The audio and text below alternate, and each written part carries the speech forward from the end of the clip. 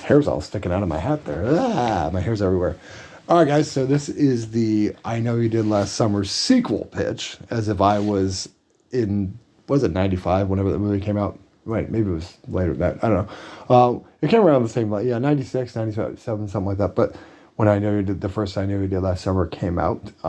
Now, it was loosely, very loosely based off a book, which the author is just like, this is not my, this is not my movie.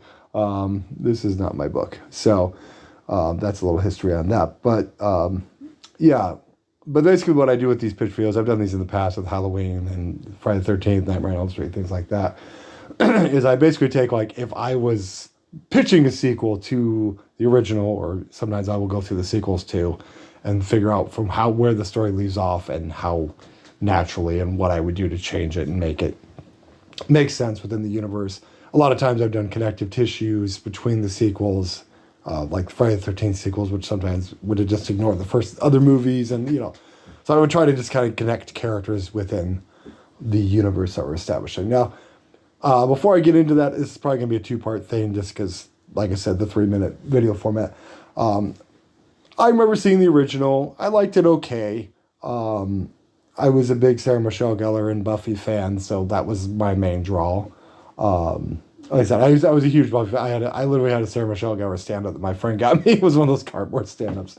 I was a very single and lonely man at that time. But anyway, but yeah, so I basically saw it for her.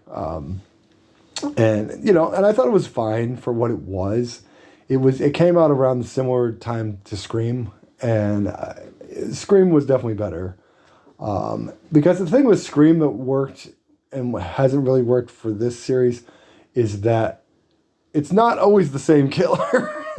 It's a different killer each time. Either they're related to someone or they're inspired by the killers, or stab movies is the Scream that thing. Whereas this one, like, it didn't establish any kind of supernatural element until the awful third movie.